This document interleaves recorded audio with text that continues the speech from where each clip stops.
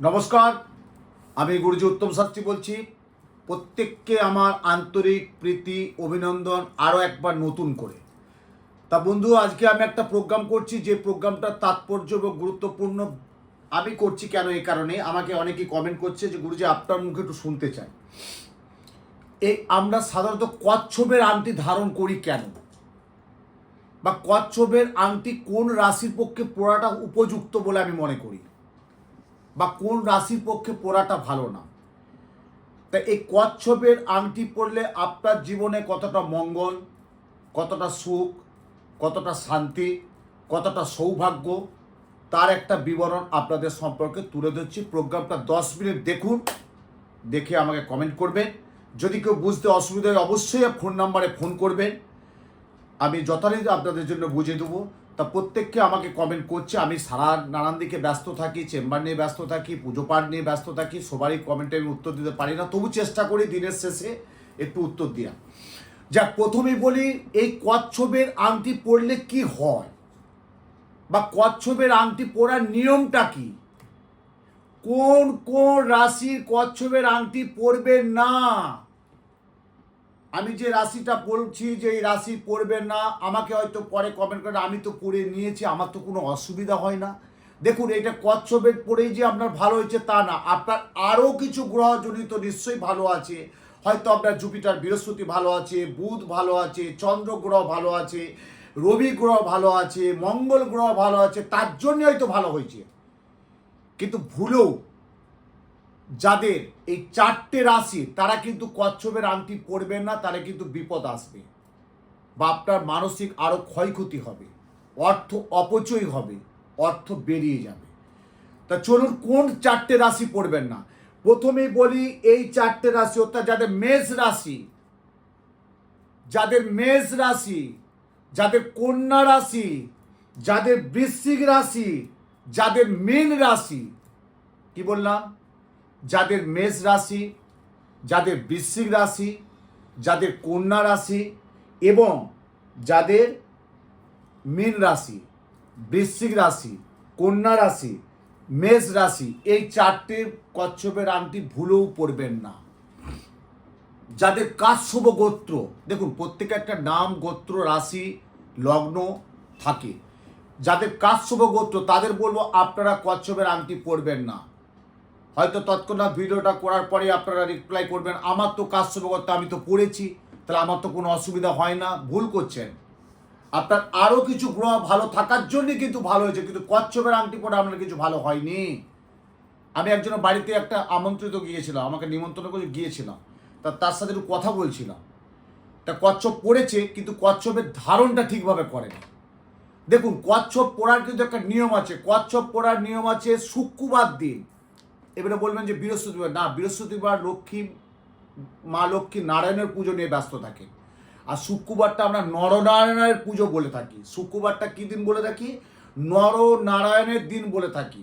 Actually কচ্ছপের আংটি ধারণ করতে হয় শুক্রবার, এবং কচ্ছপটা ধারণ করতে হবে শুক্রবার দিন সূর্য উদয় থেকে 5 ঘন্টার মধ্যে। আজকে যেটা পঞ্জিকা মতে সূর্য হলো, তার চেয়ে 5 ঘন্টার মধ্যে কিন্তু কচ্ছপের আংটি ধারণ করতে হবে। পারেন তো নিরামিষ খেতে হবে। কচ্ছপের আংটি ধারণ করে ওই দিনটা, যে দিনটা ধারণ করবে, ভুলেও মাছ, মাংস, ডিমটা গ্রহণ করবেন না।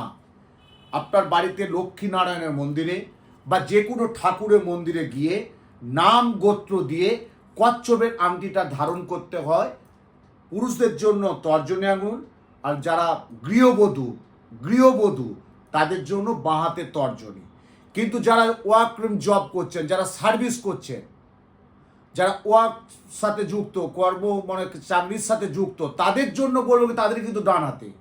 কিন্তু বাড়ির গৃহবধূর জন্য বলবো বাঁ হাতের তর্জনী। এবার দেখুন, আঙুলের 4টে আমাদের আঙুল।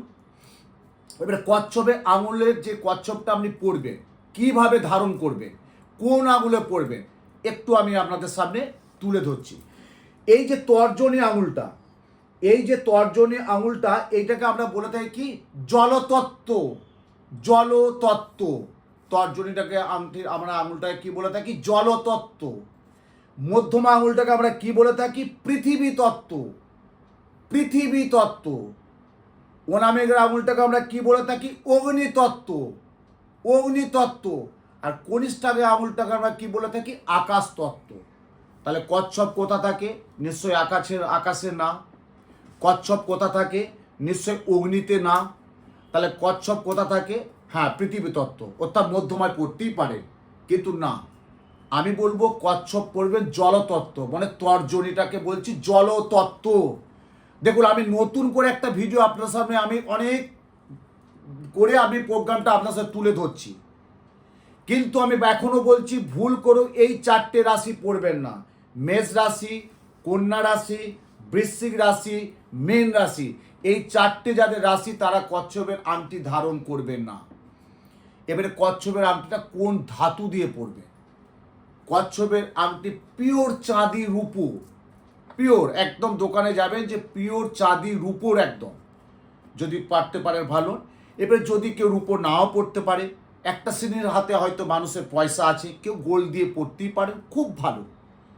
কিন্তু একটা শ্রেণীর মানুষের হাতে পয়সা নেই, যে কোনো সাদা ধাতু দিয়ে পড়বেন। সাদা ধাতু দিয়ে যে কোনো আঙুলে পড়বেন, যে কোনো সাদা ধাতু দিয়ে পড়বেন। তর্জনী মানে এটা জলতত্ত্ব, তর্জনী আঙুলটা আমরা কি বললাম? আমি এটা জলতত্ত্ব। তারপর আমি মধ্যমটা কি বললাম? পৃথিবী তত্ত্ব। অনামিকাটা কি বললাম? অগ্নিতত্ত্ব। কনিষ্ঠাকে আমরা কি বলি? আকাশ তত্ত্ব। তাহলে আকাশ তত্ত্বে আপনি কচ্ছপ পড়ছেন না, আপনি অগ্নিতত্ত্বে কচ্ছপ পড়ছে না, আপনি জলতত্ত্ব পড়তে পারেন, মধ্যমতে পড়তে পারেন, কিন্তু শাস্ত্র মতে বলছে আপনাকে জলতত্ত্বে মানে তর্জনীর আঙুলে পড়তে হবে। যারা পুরুষ তারা কিন্তু তর্জনী আঙুলে ধারণ করবে। শুক্রবার ওই দিন নরনারায়ণের দিন, শুক্রবার দিকে ধারণ করতে হবে, সূর্যোদয় থেকে 5 ঘন্টার মধ্যে ধারণ করবে। আর অনেকেই, এই যে আমি বললাম যে আমি একজন বাড়িতে গিয়েছিলাম, যে একটি পড়ে আছে কিন্তু মুখটা ভুল পড়েছে না, এটা জানুন। তর্জনী আঙুলে যখন কচ্ছপের মুখটা, তখন আপনার শরীরের দিকে থাকবে, শরীরের দিকে থাকবে কচ্ছপের মুখটা। আর লেজাটা মানে যেটা কচ্ছপের লেজা বলি, সেটা থাকবে আপনার নখের দিক দিকে, নখের দিক দিকে, নখের দিক দিকে থাকবে। এটা কিন্তু মানতে হবে। ভুল পড়লে কিন্তু অনেক অঘটন ঘটবে। আর যদি ভুল পড়ে থাকেন তাহলে দেখবেন আপনার ধৈর্যও চলে গেল, আপনার শক্তিও চলে গেল, আপনার আয় বৃদ্ধি চলে গেল, আপনার অর্থনৈতিক অপচয় হয়ে যাচ্ছে। ভুল করুক এই জিনিসটা করবেন না।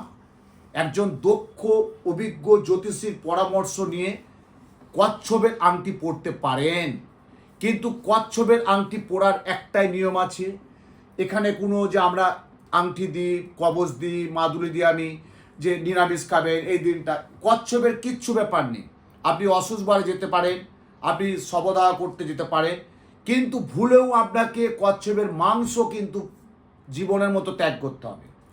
শুধু মাংসটা বলবো না, আপনাকে কচ্ছপটা মাংসটা স্পর্শ করা চলবে না, এটা কিন্তু আপনাকে ত্যাগ করতে হবে। ত্যাগ করলেই কিন্তু ভালো হবে, ত্যাগ না করলে কিছু হবে না। এটা কিন্তু করবেন। আর যারা খুব পরিশ্রম করছেন, প্রচণ্ড পরিশ্রম করছে, সাফল্য পাচ্ছেন না, অর্থ ধরে রাখতে পারছেন না, তাদের জন্য বলো অতি অবশ্যই কচ্ছপ আংটি ধারণ করুন। এটা পরলে কিন্তু খুব ভালো থাকবে। এবং এই আংটি অনেকে দেখেছি আংটি ঘোরায়, অনেকে দেখবে আংটি কাজ করছে, যাচ্ছে কাজ করছে, এই করছে, কথা বলছে, আংটি ঘুরাচ্ছে। ভুলেও এটা কিছু ঠিক না। আংটি কেন ঘুরাবে? আপনার আংটি হয়তো কোনো একটু ময়লা পড়েছে বা একটু ডাস্ট হয়েছে, একটু র্যাশ হয়েছে, ঠিক আছে, একদিন খুলে ধুয়ে একটু ভালো করে ব্রাশ দিয়ে একটু ভালো করে পরিষ্কার করে দুধ গঙ্গা জল দিয়ে আপনি ঠাকুরের কাছে শোধন করে বা কোনো মন্দিরে গিয়ে শোধন করে পরে নেবেন। কচ্ছপের আংটি পরে কিন্তু কচ্ছপের আংটি ঘুরাবেন না, তাহলে কিন্তু কচ্ছপ কিন্তু ভালো কাজ দেবে না কচ্ছপের আংটি। তা কি বললাম? 4টে রাশি পড়বেন না। যাদের মীন রাশি, যাদের কন্যা রাশি, যাদের বৃশ্চিক রাশি, যাদের মেষ রাশি, এই 4টে রাশি যারাই তারা কিন্তু কচ্ছপের আংটি ধারণ করবেন না। তারপর যে বাকি রাশি আছে 8টা রাশি, তারা অবশ্যই ধারণ করবে। এবং এই কচ্ছপের মুখটা কিন্তু যেটা বললাম, মুখটা থাকবে আপনার দিক দিকে, আপনার শরীরের দিকে থাকবে মুখটা। আর লেজাটা মানে কচ্ছপের লেজাটা থাকবে কিন্তু আপনার, কচ্ছপের লেজাটা থাকবে কিন্তু আপনার নখের দিক দিকে, নখের দিক দিয়ে বাইরের দিকে লেজাটা থাকবে। এই জিনিসটা মানুন, দেখবেন আপনার সৌভাগ্য, আপনার ধৈর্য, আপনার অর্থনৈতিক, আপনার সম্পত্তিগত, আপনার প্রাপ্তিযোগ অনেক অনেক অনেক অনেকটা ভালো থাকবে। যদি পারেন তো এই শ্রাবণ মাসে একার কটা দিন আছে, এই শ্রাবণ মাসের মধ্যে অর্থাৎ আপনি 17ই আগস্ট শ্রাবণী সংক্রান্তি, এই 17ই আগস্টের মধ্যে পড়তে পারেন। এই শ্রাবণ মাস বাবা দেবাদেবের মাস, এই 17ই আগস্ট অর্থাৎ রবিবার, ওই দিন আছে আমাদের সংক্রান্তি এবং মনসা পূজা। ওই দিনের মধ্যে যদি পড়তে পারেন, দেখবেন আপনি কতটা ভালো থাকতে পারেন। শুধু দেখবেন, আমি উত্তম শাস্ত্রী বলছি, আমার কথাটা শুনে পড়ুন। বিরাট তো খরচা না, করে দেখুন না, কিন্তু এই ভিডিওটা আপনি একটু ভালো করে দেখুন। আর আপনার যদি আরও কোনো বিস্তারিত জানার থাকে কমেন্ট করুন, আমি আরও আপনারা যত কমেন্ট করবে আমি পড়বো, সময় করে পড়ে আমি রিপ্লাই অবশ্যই দেবো। প্রত্যেককে ভালো থাকুন, সুস্থ থাকুন, সুন্দর থাকুন। জয় মা।